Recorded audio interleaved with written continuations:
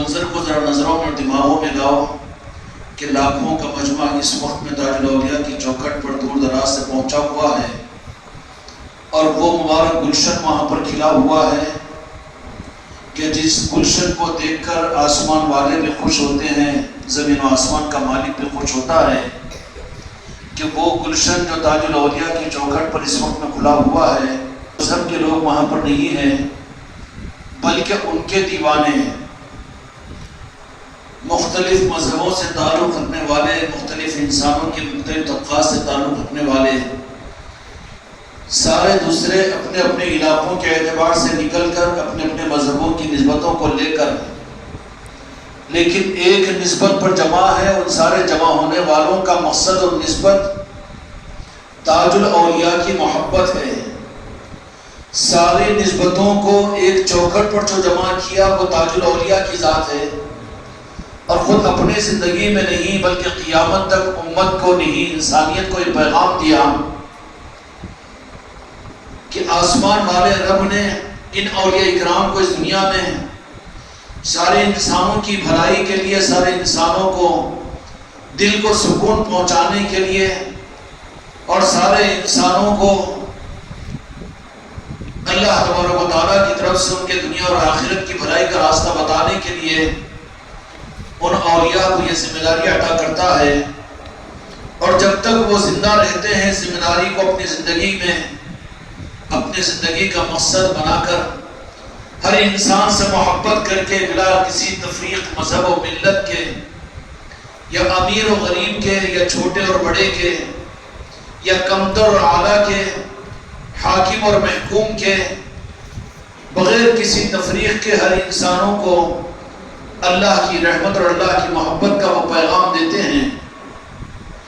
اور جب ان کی زندگی کے اندر میں وہ مقصد جب وہ پورا کر لیتے ہیں تو پھر اللہ تبارک و تعالیٰ اور خالق و مالک ان بندوں کو ان کی زندگی کے اس مقصد کے پورا کرنے پر خوش ہو کر، جیسے دنیا کے اندر میں کوئی اگر اچھا آفیسر ہو، کوئی اچھا آدمی ہو تو اس کے اس دنیا میں برطرف اور ریٹائرڈ ہونے کے بعد اضافی خدمات کا اس کو موقع دیا جاتا ہے، اسی طریقے سے اللہ تبارک و تعالیٰ بھی ان بندوں کو اس دنیا سے جانے کے بعد بھی اس مقصد کو پورا کرنے کے لیے، ساری قوموں کو دل کا سکون دینے کے لیے اور سارے انسانوں کو امن و شانتی کا پیغام دینے کے لیے اور سارے انسانوں کو یہ محبت کا پیغام دینے کے لیے کہ تمہارا پیدا کرنے والا بھی ایک ہے اور تم کو پیدا بھی اللہ تبارک و تعالیٰ نے اور رب نے اور ایشور نے اور بھگوان نے، خالق نے کیا ہے، اور پھر تم کو وہ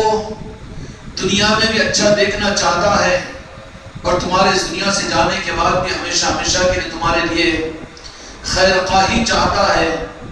اس مقصد کو انسانوں کے سمجھانے کے لیے اگر کسی سے یہ مقصد کو جو پیدا کرنے والے کا مقصد سمجھا جا سکتا ہے تو وہ صرف اولیاء کے آستانے ہیں اور اولیاء کی زندگیاں ہیں کہ ان کے پاس میں ہر انسان سے محبت اور ہر انسان کو ان کے خیر کا دینا اور ہر انسان کے ساتھ ان کے بھلائی کا ارادہ وہ اپنی زندگی میں بھی کرتے ہیں، اور بلکہ رب العالمین ان کو اسی مقصد کے لیے دنیا میں پیدا کرتا ہے۔ اگر میں بات کروں انبیاء اکرام علیہ السلام کی تو وہ تو عقیدے کے اس معیار پر ہے کہ جہاں پر عقیدے کی منزل پر پہنچ کر ہم خاموش ہو جائیں گے۔ صحابہ کی اگر بات کروں تو کہیں گے تو وہ مکہ اور مدینے کے اندر میں وہ صحابہ تو میرے آقا کے صحابہ تھے، لیکن اولیاء میں اگر میں تذکرہ کروں پیران پیر غوث اعظم دستگیر رحمت الرضوان کا یا خواجہ خاقان خواجہ غریب نواز کا، تو بھی آپ کے ذہنوں میں یہ بات آئے گی کہ یہ بھی تو 700 اور 800 سال پہلے کے لوگ تھے، کہ اس وقت کے لوگ کیسے تھے اور ان کے حالات کیا تھے، اور جو باتیں ان کے ساتھ میں منسوب ہے کہ اس کی تحقیق ہو سکی کہ نہیں ہو سکی، کچھ نہ کچھ گنجائش نکل جائے گی، لیکن رب العالمین نے یہ نظام قیامت تک کے لیے انسانیت کی فلاح بہبودی کے لیے، اولیاء سارے انسانوں کی فلاح بہبودی کے لیے ہوتے ہیں، اور اولیاء کو اللہ تبارک و تعالیٰ سارے انسانوں کو اپنی رحمت دینے کے لیے اس دنیا میں پیدا کرتا ہے، اور وہ رحمت کا پیغام سارے انسانوں کو دیتے رہتے ہیں۔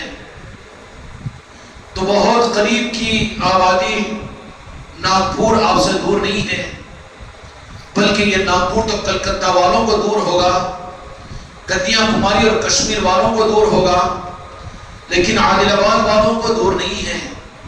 ناگپور اگر کہہ رہے ہیں تو یقینی بات ہے کہ انسیت ہم کو پیدا ہو گئی کہ کئی مرتبہ جانا ہوا ہوگا، نہ گئے بھی ہو تو سنا ہوگا، اور نہ سنے بھی ہو تو ایسا محسوس ہو رہا ہے کہ بالکل ہمارے پڑوس میں ہے۔ جو بھئی آ رہی کی نہیں بات سمجھ، یہ تاج الاولیاء کی ذات کون سی ذات ہے؟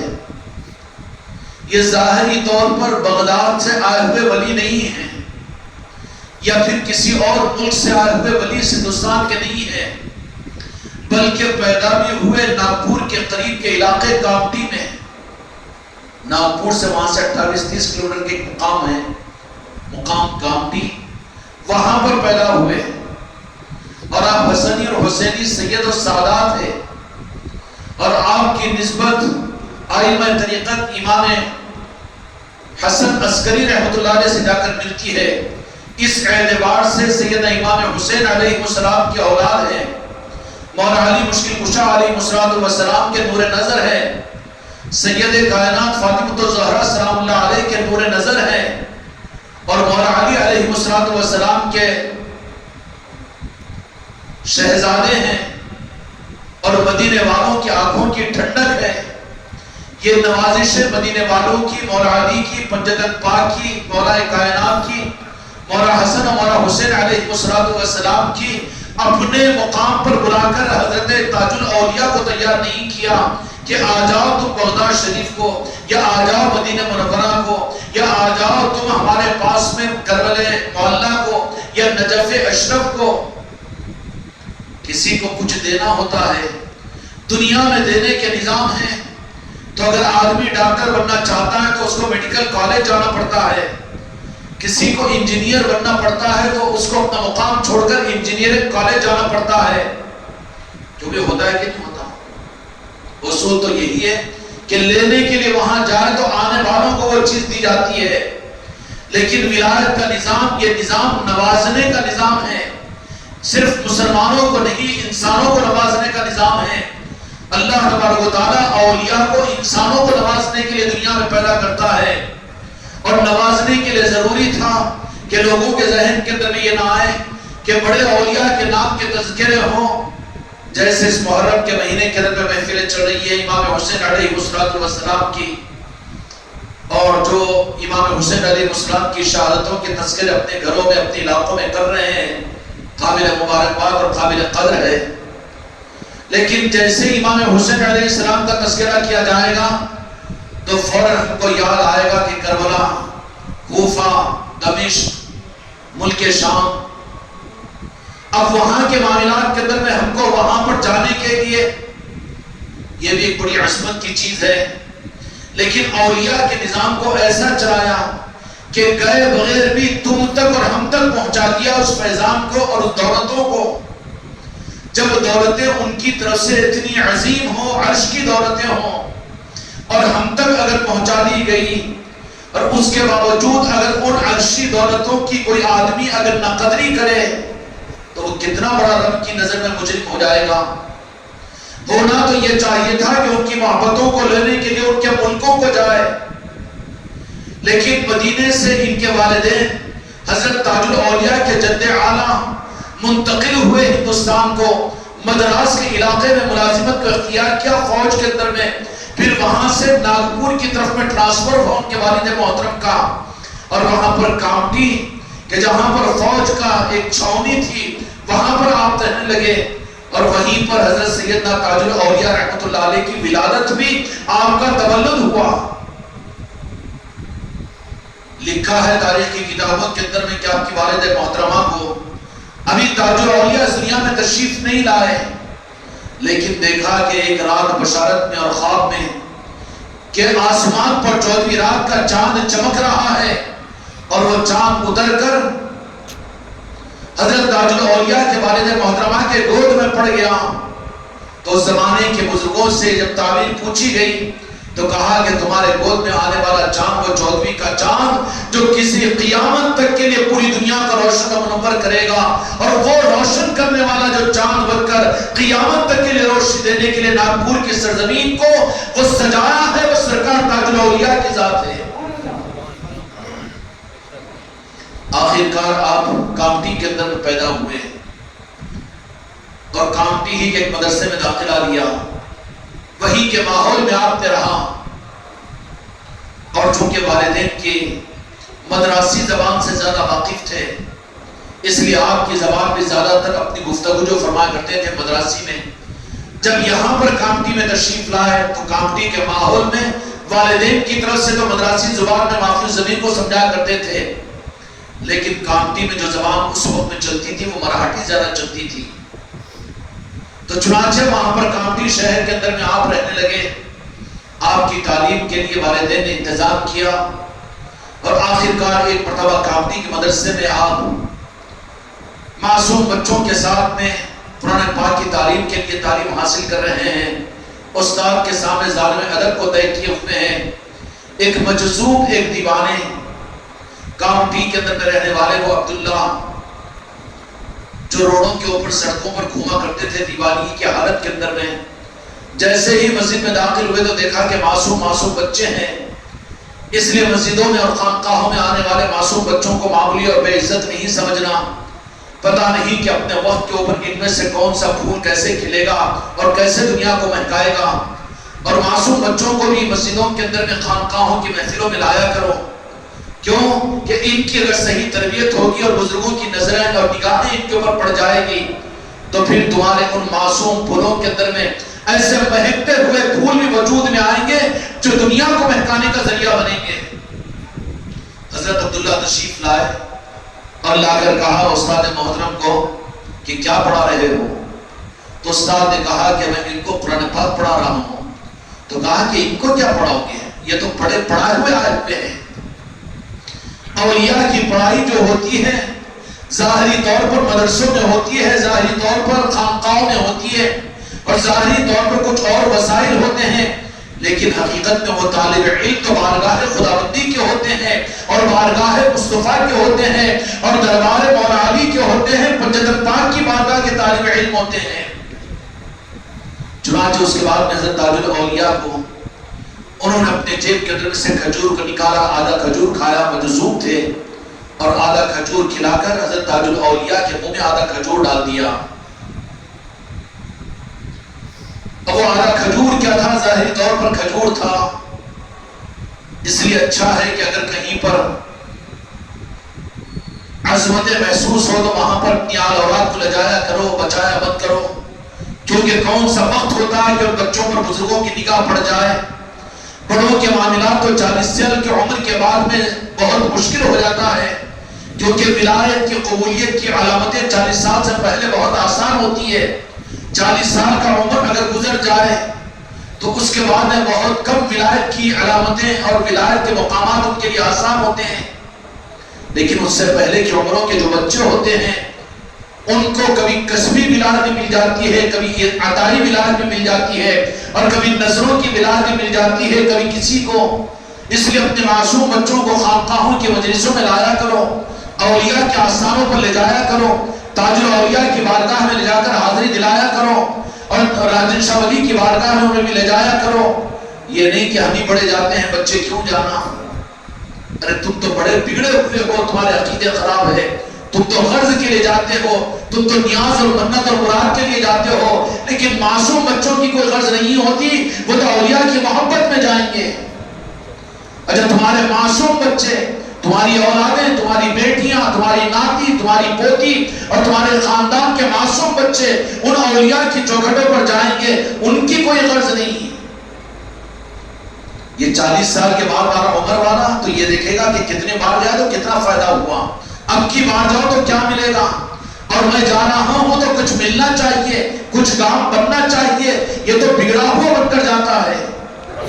نوازے جانے کے امکانات بہت کم ہوتے ہیں، بالمقابل اس کے اپنے معصوم بچوں کو، اس لیے آپ کو معلوم ہوگا کہ عام طور پر یہ بات بہت ہمارے معاشرے کے اندر بھی عیدگاہوں کو جب لوگ جاتے تھے نمازوں کے لیے تو اپنے بچوں کو، معصوم بچوں کو لے جایا کرتے تھے، اور میلاد کی محفلوں میں جاتے تو اپنے معصوم بچوں کو لے جایا کرتے تھے۔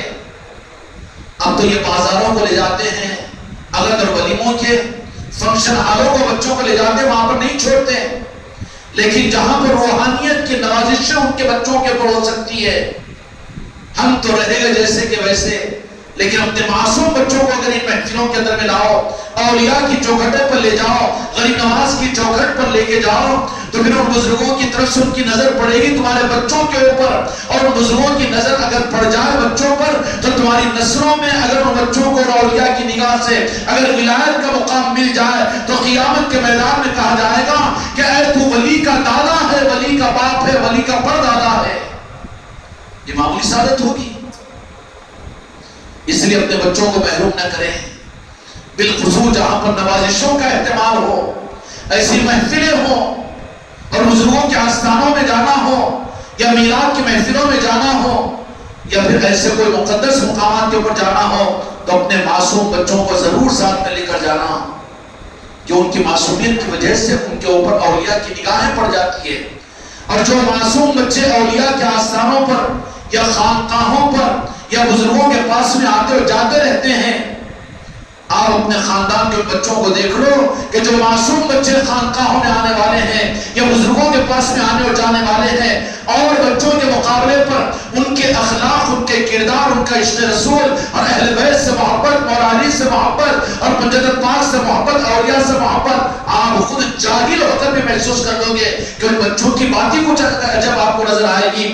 وہ بات آپ کو کسی یونیورسٹی میں نہیں ملے گی، وہ بات آپ کو کسی مدرسے میں نہیں ملے گی، کسی دارالعلوم کے اندر میں نہیں ملے گی، کسی مسجد میں جا کر پڑھنے والے کے پاس میں نہیں ملے گی۔ جو بات ان اولیاء سے محبت کرنے والے اور ان نسبتوں کی محفلوں میں آنے والے بزرگوں کی نظروں میں آنے والوں کو ملے گی۔ بزرگوں کے آستانوں پر بھی اپنے بچوں کو لے جایا کریں، کیونکہ وہ معصوم قلب ہوتے ہیں، اور اکثر اولیاء معصوم بچوں کو بہت زیادہ چاہتے بھی ہیں۔ دیکھ لینا تجربہ کر کے، روکنا نہیں، محروم نہیں ہونا۔ اور پھر جہاں پر ان کے نسبتوں کی محفلیں ہوتی ہے، آج تاج الاولیاء کی محفل ہے، اگر آپ لوگ اپنے معصوم بچوں کو چھوڑ کر آگے، اپنے ماں بہنوں کو اگر چھوڑ کر آگے تو بڑا نقصان کیا، لیکن آگے کے لیے کم از کم اس بات کا ارادہ کرو کہ جب یہ اولیاء کی نسبتوں پر محفلیں ہوگی، الحمدللہ لک الحمد، یہ ہم تقریب کے مالک سیدنا تاج الاولیاء کا کرم ہے کہ انہوں نے اپنا ایک نظام اور ایک چشمہ خانقاہ رحمتی اجمیری نصرتی کے صورت میں یہاں پر عطا فرمایا، اور فرمایا کہ یہ خانقاہ تو ہماری خانقاہ ہے، یہ نظام تو ہمارا نظام ہے۔ یہ تاج الاولیاء کا یہ نظام اور ان کے نسبت کی محفل، پھر یہ کیسے امید کی جائے گی کہ ان کے نظام میں، ان کے محفل کے اندر میں ان کی نگاہ کسی کو نہ ملے؟ کیوں؟ کہ تو اللہ تبارک و تعالیٰ کے وہ نیک اور وہ مقرب اور وہ خاص بندے ہوتے ہیں کہ جن کو اللہ تبارک و تعالیٰ اختیار عطا فرما دیتا ہے۔ اب عقل کے گھوڑوں پر سوار ہونے والے بدعقیدوں کہ ممبروں پر قبضے ہیں، وہ تو یہ سمجھا دیں گے کہ اولیاء ناگپور میں ہیں تو عادل آباد کی خانقاہ میں کیسے آئیں گے، غوث الاعظم تو بغداد میں ہے تو عادل آباد میں کیسے آئیں گے، غریب نواز فتوی شریف میں ہے تو وہ کیسے آئیں گے۔ ذہنوں کو خراب کیا جاتا ہے نا، ذہنوں کو خراب کیا جاتا ہے۔ تو ایک سوال تو یہ ہے کہ وہ آ نہیں سکتے تو کیا رب بھیج بھی نہیں سکتا ان کو؟ کہ یہ بھی قانون ہے کہ اللہ بھیجے گا نہیں؟ اچھا بھیجے گا نہیں تو قرآن و مجید کے اندر میں اللہ تبارک و تعالیٰ نے اپنے دوستوں دشمنوں کا دونوں کا تذکرہ فرمایا۔ دوستوں کو فرمایا کہ وہ میرے اولیاء ہیں، اور وہ میرے دوستوں کے دشمن وہ شیطان ہیں۔ دو آدمیوں میں اگر جھگڑا ہو رہا ہو تو تیسرا آدمی اگر کوئی سنجیدہ ہوا تو کہے گا کہ مت چھوڑو، شیطان آ گیا تمہارے درمیان میں، شیطان آ گیا۔ تو پوچھیں گے تو شیطان دیکھا ہے؟ نہیں دیکھا، تو پھر کیسے یہ کہہ رہا نہیں شیطان آ گیا؟ اس کی علامت یہ کہ تم جھگڑ رہے ہیں۔ تو تم بھی عقیدے کے ساتھ میں کہہ دینا کہ یہاں اولیاء کی محبت میں لوگ جمع ہوتے ہیں، مختلف محلوں سے، مختلف علاقوں سے نکل کر دل کھینچ کر اولیاء کی محبت میں آتے ہیں، تو یہاں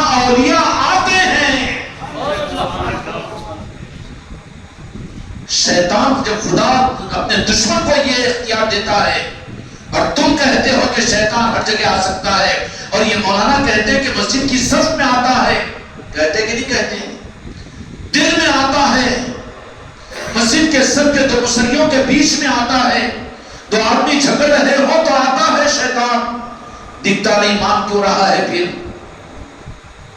تو جب خدا دشمن کو یہ اختیار دے تو خدا اپنے دوستوں کو یہ اختیار عطا نہیں کرے گا۔ اس لیے یقیناً اس کی علامت کیا ہے کہ جہاں شیطان ہو وہاں وسوسے ہوں گے، وہاں نفرت ہوگی، وہاں انسانیت سے توڑ ہوگا، اور آپس کے اندر میں انتشار ہوگا، مکاری ہوگی، عیاری ہوگی۔ یہ شیطان کے آنے کی علامت ہے، جھگڑے ہوں گے، لعن و طعن ہوگی۔ لیکن اولیاء کے آنے کی علامت کیا ہے؟ کہ اولیاء کے آنے کی علامت یہ کہ ان کے دل جڑے ہوئے ہوں گے، بغیر کسی لالچ کے اولیاء کی محبت میں لوگ علاقے سے نکل کر آ رہے ہوں گے، بغیر بلائے کے آ رہے ہوں گے، ان کی محبت میں آ رہے ہوں گے۔ یہ اس بات کی علامت ہے کہ اولیاء وہاں پر آتے ہیں، اولیاء وہاں پر آتے ہیں، اللہ تبارک و تعالیٰ ان کو اختیار عطا فرماتا ہے۔ یہ ہم دیکھتے تو نہیں نا، تمہاری آنکھیں تو تمہارے ناک کے جراثیم کو نہیں دیکھ سکتی، تمہاری ظاہری آنکھیں تو ایک سوئی کے ناکے کو نہیں دیکھ سکتی، تو پھر کہاں چلے اولیاء کو دیکھنے کی حماقت؟ اچھا دکھتے ہیں تو ہی مانیں گے، نہیں تو نہیں مانیں گے۔ تو پھر فرشتوں پر ایمان ہے کہ نہیں؟ فرشتے دکھتے ہیں، ملک الموت دکھتی ہے، فرشتوں کا نظام دکھتا ہے، پھر فرشتوں کا مانیں گے کہ نہیں مانیں گے؟ ورنہ کافر ہو جائیں گے نا۔ تو پھر جب قرآن و حدیث سے جو چیز ثابت ہے بغیر دکھے بھی مانا جائے گا۔ اسی طریقے سے اللہ تبارک و تعالیٰ نے اولیاء کا نظام بھی قرآن و حدیث کے ذریعے سے ثابت کر دیا ہے کہ وہ وہاں آتے ہیں جہاں ان کی محبت میں لوگ جمع ہوتے ہیں، جہاں ان کی محبت میں، ان کی یاد کے لیے، ان کی نسبتوں کے لیے۔ میرے دوستوں، میرے بھائیوں، بڑے اور بوڑھے، بغیر غرض کے لوگ اگر جمع ہو جاتے ہو تو وہ سخی ہیں۔ غرض کے لیے جانے والوں کو اپنے آستانے کی زیارت کروا رہے ہیں، بے غرض کے خانقاہ محمدیت میری نصرتی میں آنے والوں کو کہ کوئی غرض نہیں ہے، محبت میں آئیں تاج الاولیاء کی، خدا کی قسم تاج الاولیاء ضرور ہمارے پاس میں آئیں گے اور ہم کو نوازیں گے، کیوں نہیں نوازیں گے؟ نوازتے ہیں وہ، کیونکہ اللہ تبارک و تعالیٰ نے نوازنے ہی کے لیے رکھا ہے۔ جب تک ایسے غیب کے نظاموں سے، نوازشوں سے یہ امت جڑی ہوئی تھی، گھروں کے اندر میں غوث پاک کی مسجد محفلیں ہوتی تھی، 11ویں شریف ہوتی تھی، تاج الاولیاء کی نسبتیں ہوتی تھی، اور محرم کا اہتمام کیا جاتا تھا، چراغ لگایا جاتا تھا، مولا علی کی یاد کی جاتی تھی، چراغوں کا نظام تھا۔ اس وقت تک وہ رحمتیں، وہ محبتیں، آپس کا ایک دوسرے کے ساتھ میں خلوص، اور یہ ایک دوسرے پر فرفدہ اور ایک دوسرے سے محبت کرنے والی تھی۔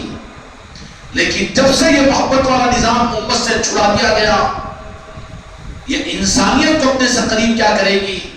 کسی غیر مسلم کو اپنا کیا ہمدرد سمجھے گی اور اس سے اپنے گلے سے کیا لگائے گی؟ بلکہ یہ تو آج بھائی بھائی کا گلا کاٹنے والا بن رہا ہے کہ صرف وجہ یہ ہے کہ اولیاء کے رحمت والے نظام سے امت کو کاٹ دیا گیا ہے۔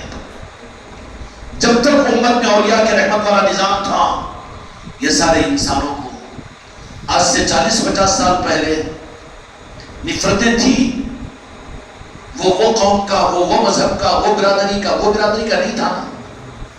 خود ہم اپنے بچپن کے اندر میں دیکھے ہوں گے، آپ لوگ بھی تجربہ کیے ہوں گے، کس طریقے سے شیر و شکر کے ساتھ میں ایک دوسروں کی ہمدردیوں میں، محبتوں میں، کیوں کہ وہ اولیاء اکرام کی نگاہوں کی خیرات کا صدقہ تھا جو انسانوں سے محبت ان کے دلوں میں تھی۔ آج سب کچھ چھوڑ کر میں نمازی ہوں، میں عبادت کرنے والا ہوں، میں حاجی ہوں، میں عالم ہوں، میں حافظ ہوں، میں پیر ہوں، میں بہت بڑا علامہ ہوں، لیکن نسبت چلی گئی۔ کتنا ہی کرنٹ کا نظام، روشنی کا نظام ہو، لیکن فیوز نکل جائے، اندھیرا ہو جائے گا، اولیاء کی نسبتیں کٹ جائے گی، تو میرے دوست، میرے بھائیوں، اسلام کی رونقیں پھوٹ جائے گی، اسلام کی رونقیں ختم ہو جائے گی۔ اندھیرے میں کوئی آئے گا کہ اجالے میں آئے گا؟ کیوں آئیں گے پھر اندھیرے کے اندر میں؟ کیوں جا رہی ہے آج لاکھوں کی تعداد میں؟ آج ناگپور کی سرزمین کے اوپر تاج باغ کے اندر میں ساری قومیں اگر ضمیر ہو، اگر عقل ہو تو اس سوال ہی کے اوپر آپ کو سارے اولیاء کا نظام سمجھ میں آ جائے گا. کتنی عقیدتوں کے ساتھ، کتنی عظمتوں کے ساتھ میں، کیوں کہ وہاں نور ہے، وہاں وہ دینے والے ہیں، محبت عطا کرنے والے ہیں، انسانیت میں جوڑ دینے والے ہیں، ایک دوسرے کو محبت تقسیم کرنے والے ہیں، اور دلوں کے اندر سکون دینے والے ہیں، اور ان کے من کی ممتا کو پیار دینے والے ہیں. اس کے لیے انسان کھینچے کھینچے وہاں پر جا رہے ہیں. جا رہے کہ نہیں جا رہے؟ کٹ گیا بیچارہ یہ مسلمان. یہ ہوا کہ مسجدوں سے جوڑ دیا گیا، جماعتوں سے جوڑ دیا گیا، مسلکوں سے جوڑ دیا گیا، لیکن حقیقت میں نور کے نظاموں سے امت کو کاٹا. تو پھر کتنا بڑا نقصان ہوا، کتنا بڑا نقصان ہوا کہ آج اپنے پرائے بن گئے. پرائے ہمارے اپنے کیا بنتے؟ یہ اولیاء اکرام کو اللہ تبارک و تعالیٰ انسانیت کے لیے پیدا کرتا ہے. کامٹی میں آپ کی عمر شریف، وہیں پر آپ کی ابتدائی تعلیم میں حضرت سیدنا تاج الاولیاء کی. اس کے بعد میں 1 سال کے بعد میں والد محترم کا انتقال ہو گیا، یتیم ہو گئے.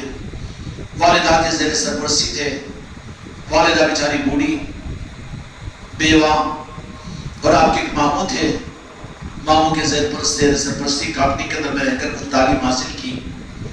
ہوا یہ کہ 8 سال کے بعد میں والد کا بھی انتقال ہو گیا. پھر آگے کی تعلیم کے لیے کامٹی سے منتقل ناگپور کو ہوئے. ناگپور میں ماموں رہتے تھے تاج الاولیاء کے. سمجھ رہے ہیں نا؟ ناگپور عظمتوں کے ساتھ جاؤ کبھی ناگپور کو. تم میڈیکل کالج کو گئے ہوں گے، علاج کے لیے گئے ہوں گے، وہاں پر علاج سستا ہے، اس کے لیے ناگپور کو جانتے ہوں گے. علاج سے زیادہ سستا ولایت کا نظام ہے وہاں پر سمجھنے کے لیے. ناگپور ولایت کی یونیورسٹی ہے. ہاں منتوں مرادوں کے لیے تو گئے ہوں گے، تم خود غرض بنے ہوئے. ہم نماز ہی پڑھتے تو ہماری غرض کے لیے جنت دے خدا، ورنہ ہم تیرے لیے کیوں پڑھیں گے نماز؟ ایسے ہی پڑھوا دیا گیا نا. غرض کے بندے بنے ہوئے ہیں ہم. اللہ تعالیٰ اس روح کے علاوہ رب کا بندہ بننے کی ہمیں توفیق عطا فرمائے. ناگپور شریف میں تشریف لائے، آپ ناگپور میں رہنا شروع کیے. آخر کار وہاں پر تعلیم کو بھی حاصل کیا.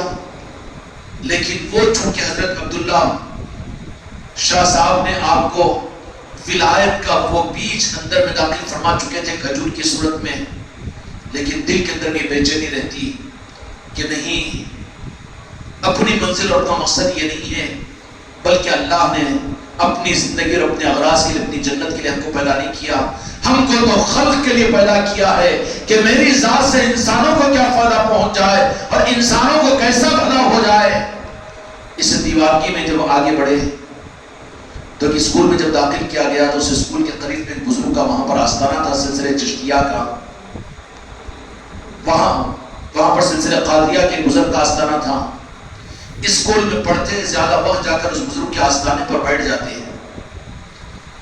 آخر والدہ کو یہ معلوم ہوا تو والدہ نے دیکھا کہ کہیں یہ بچہ اپنی جوانی کی عمر میں غلط راستے پر تو نہیں جا رہا ہے.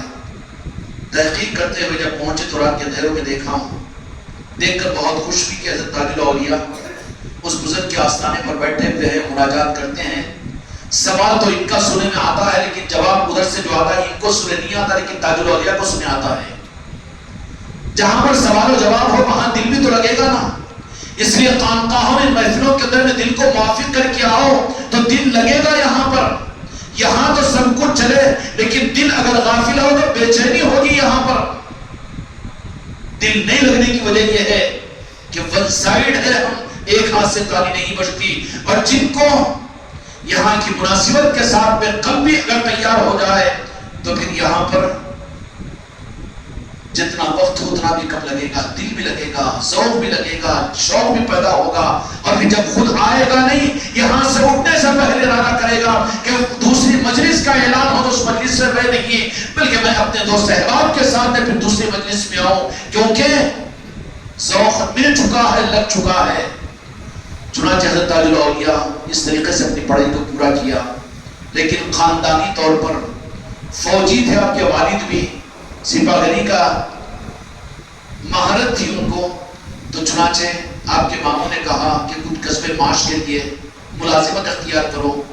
چنانچہ فوج میں آپ کو داخل کر دیا گیا.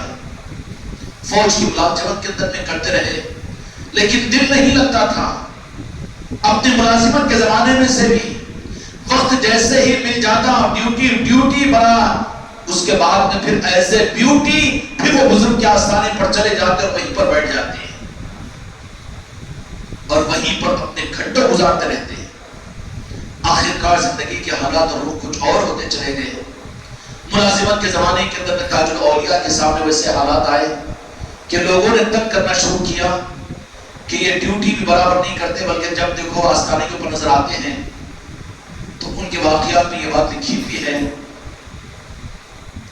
کہ ایک مرتبہ ان کو جیل خانے کی نگرانی کے اوپر رکھا گیا، تو جو بڑا آفیسر تھا، انگریز تھا، اس نے دیکھا کہ وہ اپنی ڈیوٹی پر بیٹھے ہوئے ہیں اور واپس اپنی گاڑی میں جا رہا ہے، تو دیکھا کہ قریب کا ایک مسجد یا کوئی آستانہ ہے، وہاں پر تاج الاولیاء بیٹھے ہوئے ہیں۔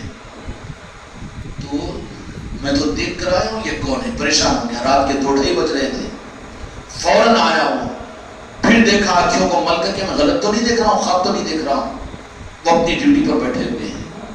پھر واپس گیا، جا کر دیکھا تو دیکھا کہ رات کے اندھیرے کے اندر میں یاد الہی کے اندر میں مصروف ہے، دو زانوں بیٹھے ہوئے ہیں، مناجات کر رہے ہیں رب کے ساتھ میں۔ پھر وہ آیا اور آنے کے بعد نے پھر کہا کہ آخر ماجرا کیا ہے یہ بتا دو، کہ تم ڈیوٹی کرتے ہو کہ جا کر وہاں پر اس بزرگ کے آستانے پر مسجد میں بیٹھتے ہو؟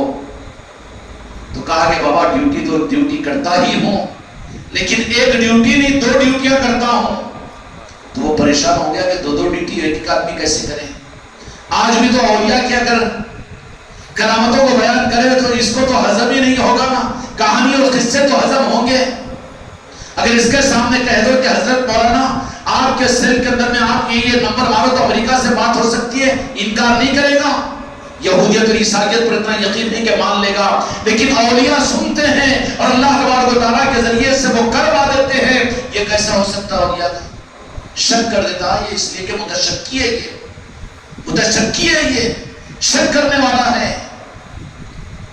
راہ ولایت کے اندر میں شک کی سب سے بڑا جرم ہے، شرک سے بڑا جرم ہے شک، کیونکہ شک اس کو شرک کی مندیل تک پہنچائے گا۔ شک پہلے ڈالیں گے اولیاء کے نظام پر، نہیں وہ کرامتیں وغیرہ وہ نہیں، وہ کہے گا خانقاہ کا نظام، وہ کہے گا پیری مریدی کا نظام، وہ کہے گا ختم پوسی کا نظام، اور وہ کہے گا بزرگوں کے عرس کا نظام، اور کہے گا شک میں ڈال دیں گے۔ اس کے بجائے ذرا جب اس وقت میں نفل پڑھ لیتے رہو، قرآن کی تلاوت کر دو، یا پھر غریب بچوں کی شادیوں میں کچھ مدد کر دو، یہ اچھے کام شک میں ڈال دیں گے۔ جب شک میں پڑ جاؤ گے نا تو پھر جو اگلا قدم ہوگا وہ شرک کا ہوگا۔ کہیں کہ نہیں بزرگوں کے پاس میں جانا شرک ہے، تاج الاولیاء کے پاس میں جانا شرک ہے، اللہ والوں کے پاس میں جانا شرک ہے، شیطان کے پاس میں جانا شرک نہیں، شیطان کے پاس میں جانا شرک نہیں، اللہ والوں پر جانا شرک ہے۔ خیر حضرت تاج الاولیاء رحمۃ اللہ علیہ نے ایسے ہی معاملات جب ہوتے چلے گئے تو کہا کہ اپنے افسر کے سامنے کہا کہ بابا 2 ڈیوٹی نہیں ہوتی جی با، بس اب یہ ہے ہماری وردی اور ہمارا یہ جو کچھ بھی ہمارے پاس ہے فوجی جو عالم ہے اس کو لے لو اور ہم تو اپنی اصل ڈیوٹی پر چلے جا رہے ہیں۔ چنانچہ وہاں سے استعفیٰ دے کر حضرت تاج الاولیاء رحمۃ اللہ علیہ نے خلاصی اختیار کی، پھر جنگلوں کے اندر میں ریاضتیں کرتے رہے، اب بے مہار رہے، اپنے مقصد کی ٹریننگ کے اندر میں لگے رہے۔ آخر اللہ تبارک و تعالیٰ نے اتنا نواز دیا کہ ناگپور کے شہر کے اندر میں آپ جنگلوں اور ویرانوں کے اندر میں کاپٹی کی اس ندی کے کنارے اکثر رہا کرتے تھے اور جنگلوں کے اندر میں گھوما کرتے تھے۔ اللہ تبارک و تعالیٰ نے وہ ولایت کا اعلیٰ درجہ آپ کو عطا فرما دیا کہ پھر لوگوں کے اندر میں آپ کو ظاہر کرنے کے لیے، اولیاء کو ظاہر اللہ تعالیٰ اپنے بندوں کی حکمت کے لیے کرتا ہے کہ یہ بندے میرے اولیاء سے مانگے تو میں ناراض نہیں ہوں گا، غیر اللہ سے مانگے تو میں ناراض ہو جاؤں گا نا۔ اچھا ہے کہ غیر اللہ کے بجائے اہل اللہ کے پاس میں جائے، اس لیے امت کو اولیاء کی چوکھٹوں سے جوڑو۔ اگر اولیاء کی چوکھٹوں سے نہ جوڑو، مسجد کے ممبروں سے، تو یہ تو غیر اللہ کے پاس میں چلے جائیں گے، اللہ تم سے بھی ناراض ہو جائے گا، ان سے بھی ناراض ہو جائے گا۔ اس لیے بنداز کو ہو کہ تم اپنی دین و دنیا کے لیے اولیاء کی چوکھٹوں پر جایا کرو، تاج الاولیاء کی بارگاہ میں جایا کرو، راجن شملی کے آستانے پر جایا کرو، اور وہاں پر ایک وقت تک یہ بھی گنجائش ہے کہ اللہ والے سمجھ کر اپنی دنیا کو بھی وہاں پر مانگا کرو۔ باپ سے مانگنا شرک ہے کیا؟ ہونا نہ شرک ہے، تو پھر وہ بھی تو روحانی باپ ہے۔ تاج الاولیاء کو بھی تو اللہ تبارک و تعالیٰ نے عطا کرنے کے لیے مقرر فرمایا، غریب نواز کو بھی تو علم شریف میں رکھا کہ ہندوستان کے ایک فرد کو تم نوازو، تو ان سے مانگنا کیسے شرک ہوگا؟ دشمن سے مانگنا شرک ہے، غیر اللہ سے مانگنا شرک ہے، مگر وہ اہل اللہ ہے۔ دھوکہ مت دے تو ان کو کہ اہل اللہ کو تو غیر اللہ کہہ رہا ہے، تو بڑا مجرم ہے خدا کے پاس میں۔ اگر تم سے اگر کوئی کہہ دے، تمہارا جگری دوست ہے اور واقعتاً آپ نے اس کو اپنا دوست بنایا، لیکن ایک بار، دو بار، چار بار پلٹ کر آ رہا ہے اور آپ کو بہت اچھے انداز کے اندر میں اچھے اشعار سنا کر، اچھی باتیں سنا کر، وہ تیرا دشمن ہے، وہ تیرا دشمن ہے، وہ تیرا دشمن ہے، اس کو یقین ہے کہ وہ میرا دشمن نہیں، میرا دوست ہے، تو برداشت کرے گا کیا وہ؟ نہیں، میں جانتا ہوں کہ میرا دوست ہے، میرا دشمن نہیں ہے وہ۔ تو پھر اللہ تبارک و تعالیٰ بھی کتنا ان بندوں سے ناراض ہوتا ہے جو ممبروں پر دلیری کے ساتھ بھی کہتے ہیں کہ اہل اللہ کو غیر اللہ کے وہاں جانا شرک ہے کہتے ہیں۔ اللہ کتنا ناراض ہوتا ہے ان سے، وہ اہل اللہ ہے، اللہ کے دوست ہے، تو ان کو اللہ کا دشمن کیسے کہہ رہا ہے؟ تیرے باپ دادا کو کلمہ کس نے پڑھایا؟ تیرا ایمان اور تیرا اسلام انہی کے تو قدموں کا صدقہ ہے، اور تو ان کو غیر اللہ کہہ رہا ہے، ان کے پاس میں جانے کو شرک کہہ رہا ہے۔ کس سبق کے اوپر تو چل گیا اور کہاں پہنچ گیا؟ اس لیے میرے بچوں، تاج الاولیاء کی ذات ہمارے لیے کوئی، یہ سوال پیدا ہو سکتا تھا ہوگا کہ اولیاء تو 700-800 سال پہلے کے، چلو ان کو مان لیں گے کتابوں سے، حوالوں سے، لیکن ولایت قیامت تک اللہ تبارک و تعالیٰ علیہ رسول کے اندر میں چلائے گا۔ اس کے لیے ناگپور بھی دور نہیں ہے، اور پھر یہ رخ کہ وہاں سے بن کر آئے نہیں، بلکہ ولایت بھی ان کو ناگپور کی سرزمین پر عطا کی گئی، اور ولایت نہیں بلکہ قطبیت بھی ناگپور کی سرزمین پر عطا کی گئی۔ پیدا بھی وہیں ہوئے، بڑے بھی وہیں پر ہوئے، اور تربیت بھی وہیں پر ہوئی، اور وہیں کے رہے، اور وہیں پر ان کو ولایت اور قطبیت عطا کی گئی، اور اتنا نوازا میرے غریب نواز نے کہ ہفت و اقلیم کا مالک ان کو بنا دیا۔ کیا بنا دیا؟ ہفت و اقلیم کا مالک بنا دیا۔ اور کیسے انسانوں کو محبت ملتی ہے وہاں پر، اور کیسے لوگوں کے دلوں کو سکون ملتا ہے۔ برا نہ مانو میرے بچوں، کہوں ایک بات، تمہاری مسجدوں میں عام انسانوں کو اتنی محبت نہیں ملتی جتنی بزرگوں کے آستانوں پر ان کو دل کا سکون ملتا ہے۔ تم تو نفرت کرتے ہو، خانقاہوں میں برادران وطن کو آنے سے روکتے ہو، تم اپنے گھر کی مجلسوں میں برادران وطن کو، انسانوں کو آنے سے روکتے ہو، تم تو نفرت والے، تم تو خدا کے دشمن ہو۔ خدا کے بندے ہونے کی حیثیت سے ہر بندے سے محبت کرو، ہر انسان سے محبت کرو۔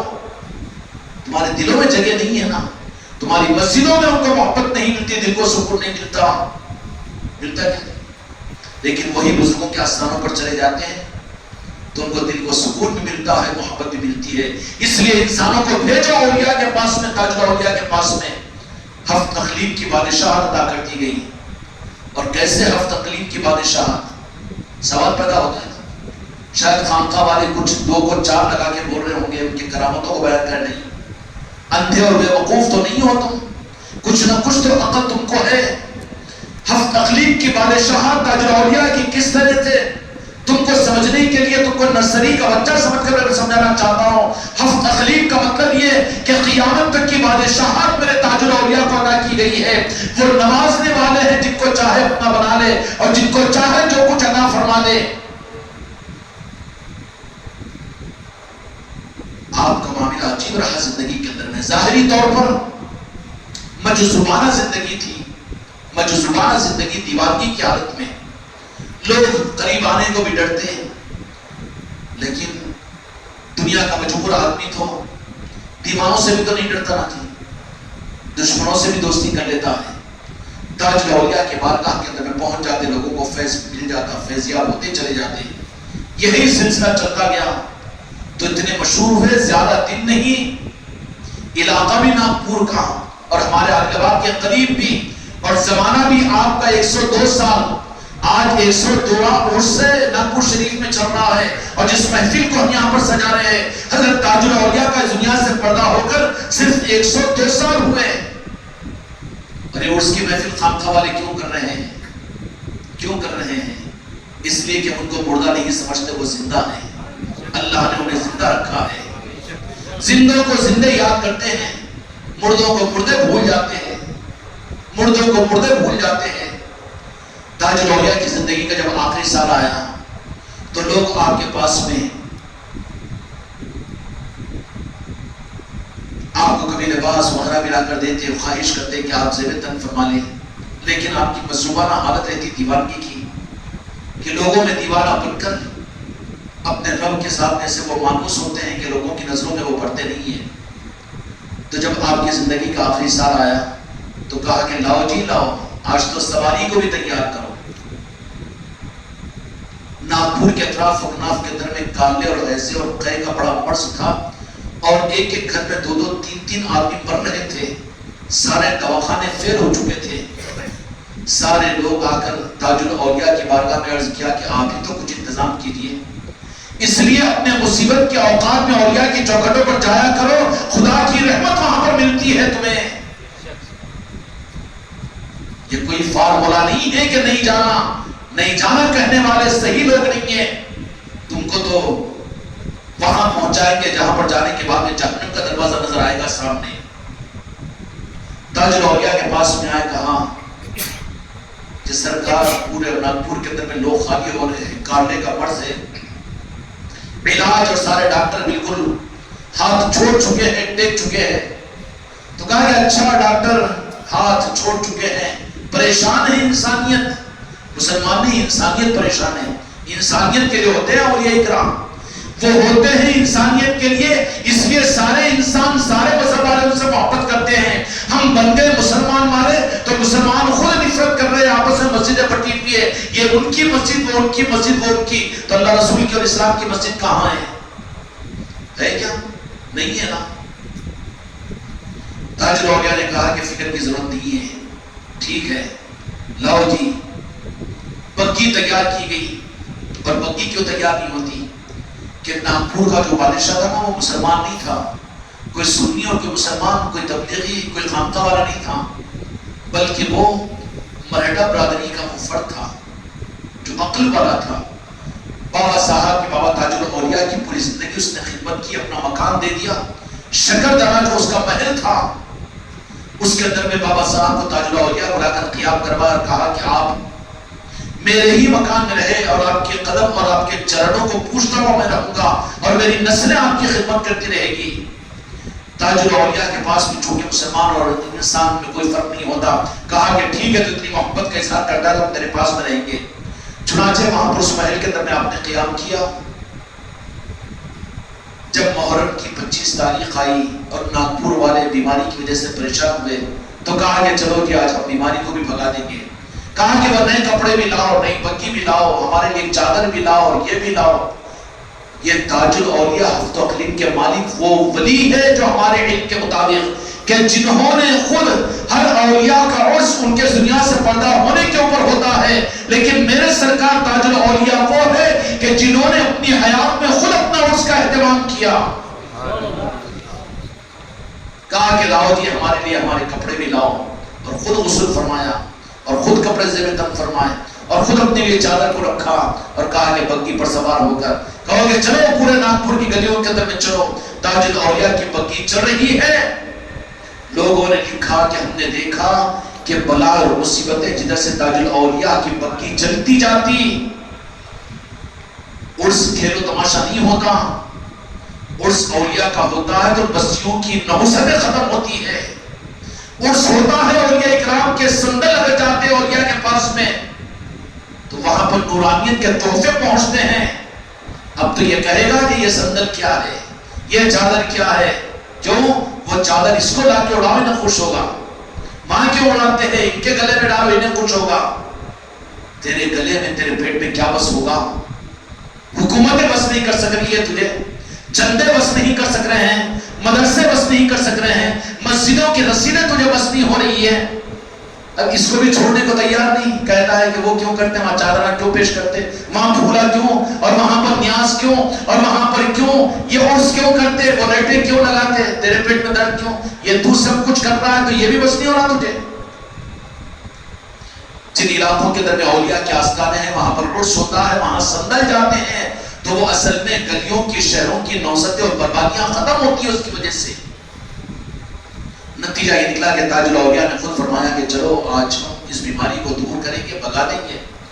وہاں کے راویوں نے اس بات کو لکھا ہے، مرمیٹوں نے کتابوں کے اندر میں، کہ ہم نے خود اپنے محسوس کیا کہ جدھر کو تاج الاولیاء کی بکی آگے بڑھتی چلی جاتی تھی، دھوئیں کی صورت میں بلا اور مصیبتیں وہاں سے نکلتی چلی جاتی، جو چکر آپ نے مارا سارا کالا اور حیضہ پورے ناگپور سے ختم ہو گیا۔ اب دوسرے دن 26 کو کہا کہ آؤ جی جاؤ جی، صحت ہو گئی ہو نا جی ناگپور والوں کو، یہ انداز تھا میرے تاج الاولیاء کے بات کرنے کا، جاؤ ٹھیک ہے ہمارا کام بھی پورا ہو گیا، اور یہی ہے کہ 26 کو ہمارا ہر سال عرس ہوا کرے گا، کام پورا ہو گیا، اور ہم بھی اب خدا حافظ کہیں گے، اور ہمارا عرس بھی 26 تاریخ کو ہوا کرے گا۔ چنانچہ تاج الاولیاء 26 تاریخ کو اس دنیا سے ظاہری طور پر آپ کا پردہ ہوا، اور اس وقت سے لے کر آج تک، آج 102 سالہ عرس ہے۔ یہ بزرگ 700-800 سال والے نہیں ہیں، بلکہ بعد والے بول سکتے تھے نا کہ اس زمانے میں اولیاء پیدا ہوتے تھے، آج کل ایسے ماں باپ کا ہے جن کے پیٹوں سے پلی پیدا ہو، گمراہ کریں گے نا جو امت کو، اور امت بھی ان کے اوپر بھروسہ کر لے گی۔ ارے بابا ڈاکٹر انجینئر تو پیدا ہو سکتے ہیں لیکن اولیاء پیدا نہیں ہوں گے، عالم اور مفتی تو پیدا کرتی ہے آج کی ماں باپ، لیکن اولیاء پیدا نہیں ہوں گے، ہوتے ہیں قیامت تک ہوتے رہیں گے۔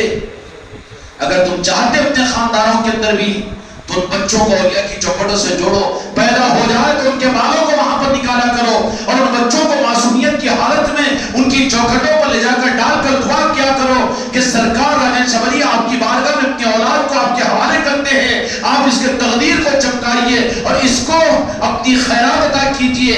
اگر ماں باپ تم اگر یہ کرو گے نا تو پھر کیسے نوازیں گے تم اندازہ نہیں کر سکتے۔ یہ سب بولنے کی باتیں جذبات میں بیٹھ کے سیٹ پہ بول رہے ہوں، یہ مت سمجھو، بلکہ تفاخر کی بات نہیں۔ میری ایک نواسی ہے، اس نے ہمارے بچے نے ایک ویڈیو ڈالا تھا، یہ دور بیٹھا ہوا ہے لیکن لاشعور بچی ہے، وہ 15 مہینے کی، لیکن دور سے اپنے باپ کی گود سے جا کر تاج الاولیاء کی چوکھٹ پر ایسے، بولا بیچارہ وہ کوئی تو مفتی مولوی دیکھ لیا تو بچے پر بھی فتویٰ لگائے گا شرک کا، ایمانیش نہیں معلوم تو اس کو شرک کیا معلوم ہے پاگل، جو ایمانیش نہیں جانتا تیری زبان سے شرک اچھا نہیں دکھتا نا۔ بچی نے جا کر ایک نہیں 2 مرتبہ وہاں پر ماتھے کو ٹیکا، کس نے سکھایا یہ؟ اور یہی بات ہوئی اسی بچی کا معاملہ۔ اب میں دوسروں کی مثالیں کیوں دوں، اور کوئی حماقت کے لیے نہیں دے رہا ہوں، یہ بزرگوں کی نوازشوں کے لیے تاج الاولیاء سن رہے ہیں کہ جب میں خود اپنے ان 2 بچیوں کو لے کر، نواسیوں کو لے کر وہاں پر پہنچا، اس وقت میں سمجھتا ہوں کہ وہ 6-7 مہینے کے تھے ہوں گے، لیکن وہاں پر جانے کے بعد میں جانے کو وہاں پر دور سے دیکھ کر، چونکہ عورتوں کا جانے کی ممانعت ہوتی ہے وہاں پر، تو وہاں پر یہیں سے آستانے کی طرف میں رخ کر کو وہ اپنے ماتھے کو ٹیکی ہوئی تھی، اور اس کے اوپر پھر ان کی طرف سے کیا معاملہ ہوا، اندر کے خدام باہر کو آ کے، گرمی کے زیارت کے اندر میں سارے بڑے لوگ بیٹھے ہوئے، ان کے لیے کولر کا انتظام نہیں، لیکن انہوں نے آ کر کولر کو پلٹا کر بچوں کو ٹھنڈی ہوا کھلوائی۔ کون کھلوائی؟ یہ تاج الاولیاء نے کھلوائی۔ ہفتہ مخلوق کے مالک ہے۔ اپنی اولادوں کو محروم مت کرو۔ بزرگوں کے آستانوں میں، بزرگوں کی نسبت کی محفلوں میں، خانقاہوں پر بزرگوں کی نسبتوں کی محفلوں پر آنے والا میلاد کا مہینہ، میلاد کی محفلوں میں اپنی عورتوں کو، اپنے معصوم بچوں کو، اپنے پوتا پاتیاں، نواسہ نواسی کو لایا کرو۔ کیوں کہ ان بزرگوں کی نگاہیں ان بچوں کے اوپر پڑ جائے گی تو تم نہیں چاہتے کہ تمہاری نسلوں کے اندر بھی ولی پیدا ہو۔ شیطان پیدا کروانا چاہ رہے ہیں، بددین اور بے دین اور یزیدی پیدا کروانا چاہ رہے ہو۔ تم اگر خانقاہوں میں تمہاری اولادوں کو نہیں لاتے، بزرگوں کے آستانوں پر لانے کو تیار نہیں ہے، کانوینٹ کو کرو کو نہیں کہہ رہا، اور فلاں جگہ اغل اور ولیمے میں، شاپنگ مال میں، اور پھر روم اور فارس کے اندر میں، پیرس کے اندر میں لے جاؤ بابا، لیکن اس کا مطلب کیا ہے کہ تم اپنی اولادوں کو ولی بنانا نہیں چاہتے۔ ولی بنیں گے کیسے کہ یونیورسٹی ہے ولی کی، یہ نگاہوں سے بنتے ہیں، ان کی نظروں سے بنتے ہیں. کن سے بنتے ہیں؟ اگر سچے ارادے اور نیتیں ہیں تو اپنے خاندان کے ہر فرد کو بزرگوں کی چوکھٹوں سے جوڑو اور ان کی نسبتوں کی محفلوں سے جوڑو.